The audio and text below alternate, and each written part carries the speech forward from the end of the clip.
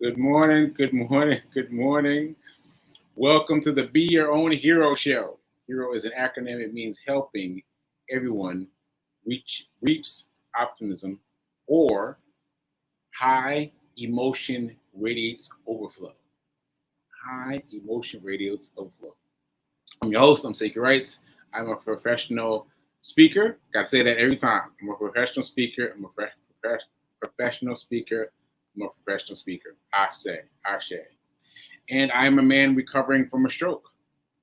I'm a man recovering from a stroke. So I got to make that clear every time I do this show. I am recovering from a stroke. It's been 11 months. It's been 11 months. Bravo. Bravo. I've been doing this for 11 months, and it's been great to have this space, the New Thought Media Network here, to have a place to experiment, to grow, to whisper in the ear of whatever deities are around me, to just really grow and try, because I've been trying a lot of things. And so it's been good. It's been good. It's been good. All right, so I got a surprise today. And I'm so excited and nervous at the same time that I'm having trouble like getting it all together. But I'm going to introduce her in a minute, and let me just say, see if I can mention my run streak.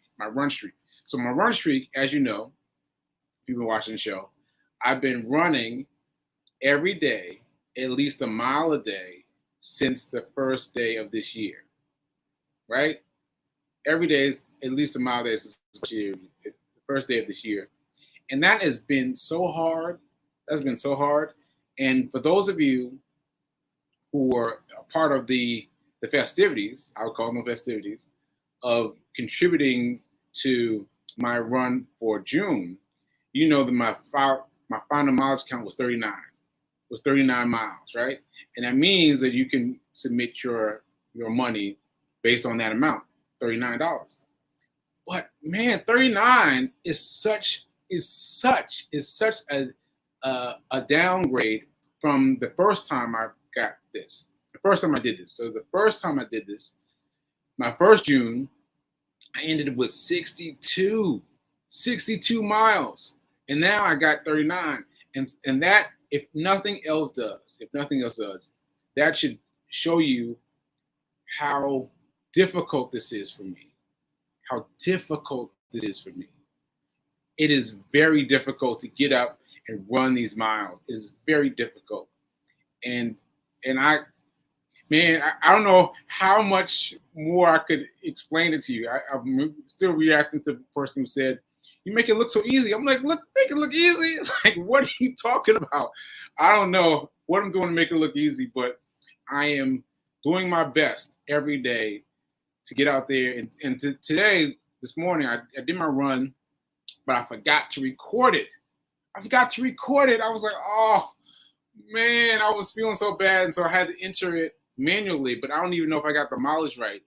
But I entered something, so I got something in the hamper. So anyway, I just had to get it out.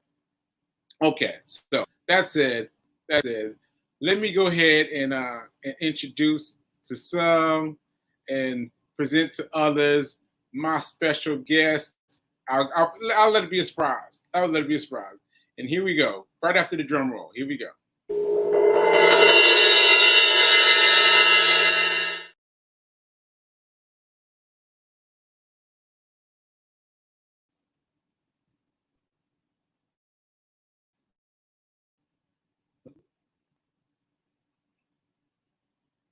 What's happening?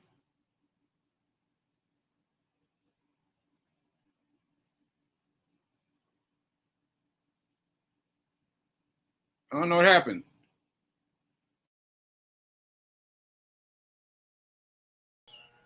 Ha! There we go. But you have your microphone on mute now. Can you Oh no. there? There we are. We're not Okay. frozen anymore. All Hey, hey, right. I don't know. hey. Hey, welcome Harriet Cole. Welcome Harriet Cole. Harriet Cole. So good to Yeah. see you. And look, the fact that you have been running every day since January, which is your restart since you were running what 409 days before you had the stroke. Yeah. You got back up and started running again. That Yeah. has got to be motivation for people that whatever happens, if you're blessed with another day, you get up and make good use of it. And you certainly have been doing that. So thank you for sharing that with everybody because it is, we need encouragement. We need encouragement to keep things moving when it's tough, Ashe. you know? Ashe. Ashe. And, I think that what's happening is people are seeing me record as soon as I finish running. As soon as I'm still, sweaty. I'm still like, I still got that energy. And so for those moments, I feel strong. I feel powerful. But it's after those moments, right after those moments, that the day comes down and the different feelings come down. And that's when it gets hard. That's when it gets hard. Well, it's life is like that, right? That people, the thing about social media, so I think there's something great about all this technology that, like, the technology that allows us to be here right now talking to each other is amazing. Yeah. The connections that you can make through social media, amazing. But we typically put the best of ourselves out there in those moments. If they're 24 hours in a day, you might show 5 minutes or 10 minutes or, an hour of your life. And if you're paying attention, you try to make that the very best hour, the very best, you put yourself in the best possible light. And, that can work for and against you and other people. If it looks like everything is peace and love and light at every moment, then it's not allowing for the rest of life to show itself. Mm, So mm, it's good that you are telling, that going from 62 miles, you said, to 39, yes. that that Yes. that shows the difficulty it does. But also, if we took a poll, how many people didn't do 1 mile? Yeah. List Yeah. is going to be longer than, sadly, that list is going to be longer than the 62 to 39. Yeah. Well, thanks for saying that, Harriet, because you made me desirous of speaking outside of when I'm hyped, like when I finish the run, because that's my optimal time to speak. So I'm like, I got to do it right after I finish running. Got to do it right after I finish running. But now, having heard you say that, I've got to let people into my life apart from those images of power. Like I got to let them into my pull down self, and let guys see that it ain't easy. It's not easy. And one of the things that you've been doing, I'd give you a lot of credit for this, and I'm sure everybody who's part of your community here does as well. You have been doing this broadcast ever since you were able to do it again post stroke. You've been doing it. And when you struggle to find a word, or the different things that are the impact of the stroke for you that affect your communication, a lot of people would just hide and you would never know it. You just wonder, where did that person go? But you put it out there. So know that you are putting out there something really vulnerable that lets people see, okay, this is hard. This is hard. You're not editing it and going, oh, let me just show that part that's the perfect clip. You're showing the whole thing. That takes a lot of courage. And Sekou, we won't say names, but Mm, because it's for other people to tell their story. But mm, as you know, you are one of three of the people who are closest to me personally who shit. have had a stroke in the past year. Wow. Two very recently. And one got out of the hospital yesterday. So it's Wow. like that. And what I see, well, number one, things happen. We there are things we can do to help ourselves, but also things happen. But the other piece of it is, like you said, in June, you just ask people to move every day, move with you every day. It is a lot easier to move when you don't have a huge impediment. You Mm, know, I talk to people, my friends and other people who've been going through this particular challenge that you've had. A, it affects everybody differently. B, if one day it might be you don't feel like getting up to run, the next day it could be you can't get up to stand. yeah. And then all of the energy that you can muster is to move a finger or move a toe or stand up from a wheelchair. Mm-hmm. So I'm just saying to everybody, myself included, get up and Mm-hmm. move. Mm, Get up and move now, mm, man. mm. You might think it's hard, but it's way easier to get up and move when you have command of every part of your body. Yes. Yes. Right? Yes. Yes. Ashe. Ashe. I'm just saying, and we take it for granted. We always think this is gonna happen to somebody else. Mm, But, you know, me personally seeing people close to me like you, like, what? Are you kidding me? Sekou, who ran every day, who's vegetarian, but you just never know. You never yeah. know. Yeah. And so I'm just saying to myself and to everybody else, get up and move, Get up and drink move. water, eat well, Water. take Yes. care of yourself. Yes. And if you don't feel like it, do it anyway. Yeah. Yeah. I applaud you. and and who knew we were going to go off in this direction? Like we were trying to add these other things we were going to talk about, but this is really now. This is really now, and the frustration of me not being able to record my distance was Right. real.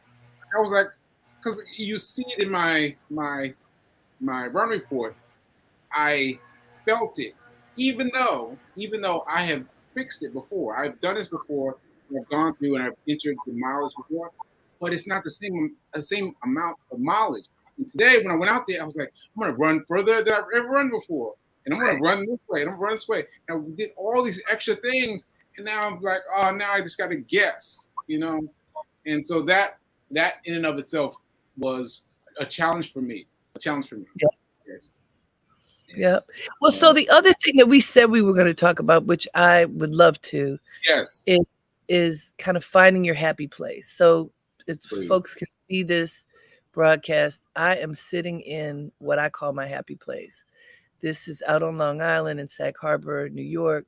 It's a beautiful African American community, historically Black community near the beach. This is my happy place here. Mm, yes. And it's my happy place for years. I figure out a way to come with my family, even if it's just for a minute, to be blessed by the water and all of that. And I encourage people to find a happy place. It can be Mm, a physical space.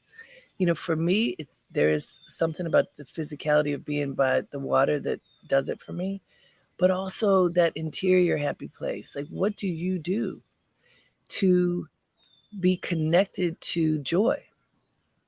wow. And I loved how your show opens with the network and all of the positive words that come up. It's clear that the intention of this whole network is about accessing joy, and that's not always easy. Yeah. It's just That's not. not, that's not always easy. That's not always easy. What would you call your happy place, Sekou? What? What did you What say? do you call your happy Oh, place? ooh, that's a good question now because now things have reset in my life. Hmm. The pre stroke me would say something sexy, but now it's wherever I am, but smaller. Like I don't need to feel like connected to anyone. Like I just kind of feel like small while I understand who this new me is, because that's something important that I've missed. Like I seem to be growing in a different way I've grown before. Like my personality seems to have changed from what it was before. And I'm just now understanding that. I'm like, wait, my reaction to this is different than it usually was. And Fee King, well, Fee King said hi to you, by the way. Said, Hey, there it is. So hey. Fee King has been saying that I I did something different, or I did, Fee and I have known each other for decades, right? And so she'll say, "You did that differently," and I'm like, "What? What different? How different was it?" And it's just fascinating to me that she keeps saying that, and other people are saying that too. That, oh, you did that different. You did that different. And so it's very interesting to me that that it's happening. That it's happening. That I am shaping myself into a different version of me. You know. Well, I love that. And also, I'm going to guess that people who thrive as they live for a long time are doing that. Because, some people get stuck in whatever it was. And I always did things this way. So that's how I do them.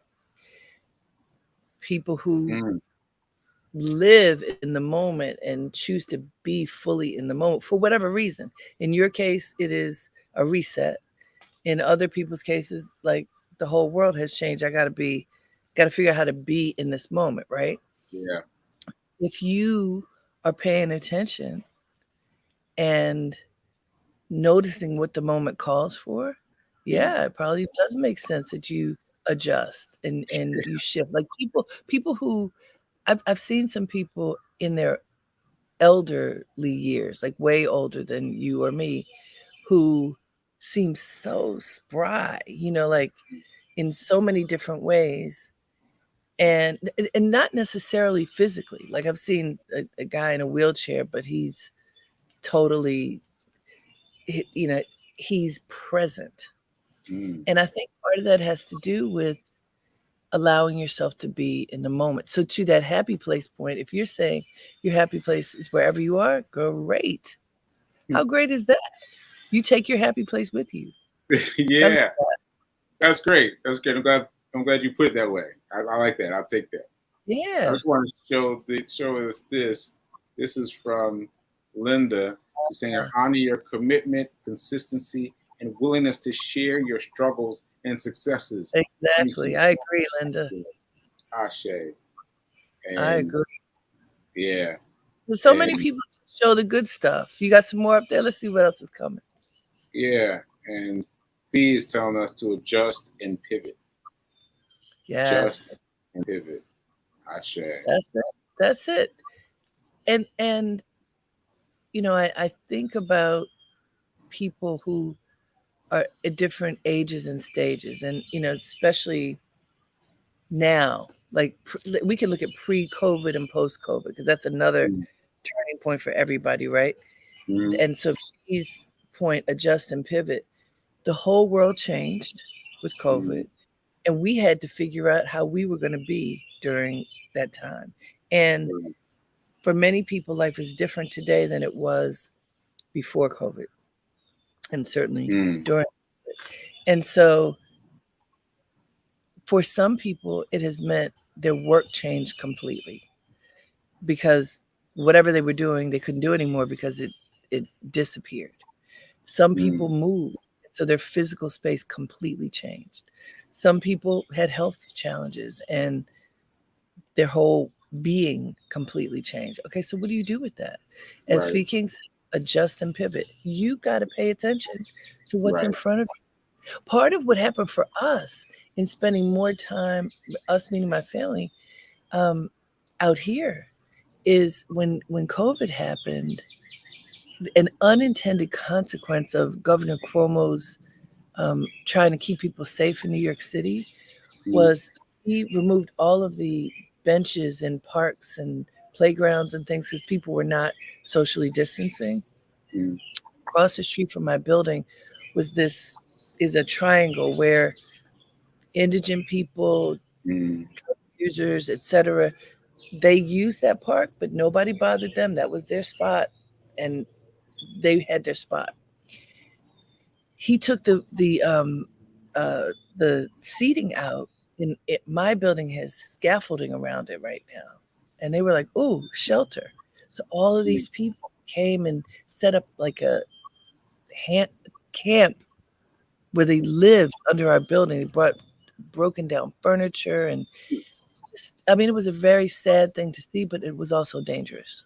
Right. And my daughter was young, and I was like, no, we can't be in the midst of that right now. So we came out here. This was our rescue place. And because of technology, I was able to work because, I could do this. Right. People have had to adjust. That's the point, is we have had to adjust. And that doesn't end. Yeah. We have to adjust tomorrow. We have to adjust this afternoon. It's whatever our plan is, doesn't mean it's going to go exactly as we wanted to. Why? Because that's life. Yeah. Yeah. Well, you just reminded me of something. Something fun. So my book. Yeah. There it is. Hack Your Pain Now.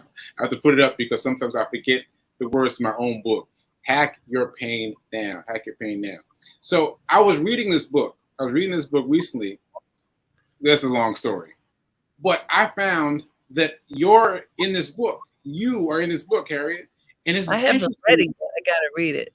Yeah, but it's interesting because in this book, I have taken very careful to use nicknames, like calling people by gemstones. I call people by gemstones, right?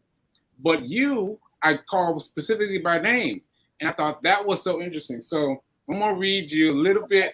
Please, yes. A little bit. All right. So bear with me with the reading. That's all right. Later that night, my work mom and mentor, Harriet Cole, suggested that being of service would be good for me too. I wasn't trying to hear it. For years prior to this conversation, I had been donating 10% of the gross revenue from my jewelry line to nonprofits and causes. So to be honest, I felt like I was already doing enough. I nodded at her, but I had no intention of following up. So that was an interesting time period for me when. Wait, look at this. See these bracelets? Oh yeah. These are rocks by Sekou. Wow. That's great. That's great. All these worlds that I was a part of were so vast. Like the me that is evolving post is completely overwhelmed with how much the pre-stroke movie did. Like, how did I do all these things? But that's great that I made you these bracelets. That's really great. And yeah, and one of the things that I know has been happening as I talk to you here and there, I'll mention something and say, "Do you remember that?" And you're like, "Well, I'm remembering it now. Now that you brought it up, the memory is coming." What's amazing, your attitude. I just have to talk about that for a minute. Your attitude about dealing with the repercussions of the stroke. Again, back to Fee King's point about adjust and pivot and adjust either way. You as a communicator, yes, adjust and pivot. Thank you, Fee. You as a communicator, having compromised with your communication skills, that's got to be one of the most frustrating things. Oh. I mean, go ahead. Let me tell you, just interject for a second. There was a point at which I realized I couldn't read, and that was devastating for me. I bet. That was devastating for me. I had a book that I selected from a friend. I was like, "Oh, I'll read this," and I opened it up, and the letters wouldn't stay still. The things were in motion, and I was like, "Oh my goodness! Oh my goodness!" Not being able to read was a big, strong thing for me. So I just had to say that, put that out there. And I think I mentioned to you, I interviewed Ntozake Shange some years ago. She has since passed on, but she told me she had 3 strokes, which is amazing. And she said that she lost her ability to read, to speak, everything for quite some time. And Maya Angelou gave her children's books that she had written and said, read these, learn how to read these. It's starting from, like picture books before children could even read words, pictures and short words. But like when your parents would read that to you, Oh, she that's said, great. read these and take your time. And in the case of Zaki, not only did she get the ability to read again, but like you, she continued to write books Mm, after a period of rejuvenation, which it just is proof that it is possible for many. It is possible to heal enough to reclaim the gifts that you have. mm, And the amount of work that it takes is tough. But for anybody out there who's feeling like I can't, it's too late, that it's too late for me. I can't mm. do anything because I'm at whatever stage and age or challenge. It's too late. No, it's not. It's not too Yeah, late. yeah, It's not too yeah. late, Mom. It's not. And what's interesting to me is this book that I put out now is a book that I wrote years ago. That I wrote years ago. Yeah, I found the book now in my post-stroke moment. I was like, "What is this? What's this stack of paper?" And I found it, and I was like, "Ah, oh, this is interesting. This book seems to be speaking to me, helping me develop ways of getting past the drama that I'm experiencing." And it wasn't until later that I realized, wait a minute, I wrote this. Like I wrote this, and then I decided I'm just going to put it out. I'm just going to put it out there now, even though my brain is too foggy to make a book right now. I'm going to put out this book that I found from years ago, and apparently had no plans to publish. It was all hidden and secret. But Wow. I found it helpful for me, and I found it because I found it helpful for me. I think other people will find it helpful. Well, I can't wait to read it. I was wondering because I haven't had a chance to talk to you about that. You mentioned that you were going to put out a book, and I was like, Sekou is writing a book already? Like that it just didn't connect that. I Yeah, mean, I know you've been pushing hard, but I did not think yeah, you had the capacity yet to write a book. And so yeah. you'd already written a book. How great is that? Yeah, and the fact that it gave me so much instruction on how to do what I'm doing with the stroke and how to fight what I'm fighting with stroke. And it's like pre-games. It was like, oh, he's gonna need this. He's gonna need this later. Let me write this down now and hide it in his mom's house so he'll find it when he comes out of the stroke. It's like crazy, crazy. But see, that's how grace works. Yeah, yeah. Okay. All right. Well, we run past our time already. We got to do a sequel. We got to have you back. But let me just say this though. Leave on a money thing. Money thing. So you found, or your daughter found, an invoice from me saying that I owed her money, $125. And so I am going to give her. I'm going to give her 125 plus some credit, so 145, and I'm going to give it to her as a stock, as a stock, Oh, good. as a stock. So I'm She's letting a you know. I'm letting you know love that's that. what Say cool. I love it. yeah. And so then that'll be her thing, and she can't spend it. She can't spend it because what I've learned about the stock market since then. All right. So yeah. Wonderful. All right. Always good to see you, my brother. All right. Thanks so much for being here. Thanks so much for letting me find my strength and be my own hero and remembering that now is better than perfect. Now is better than perfect. Ashe. Right. Ashe.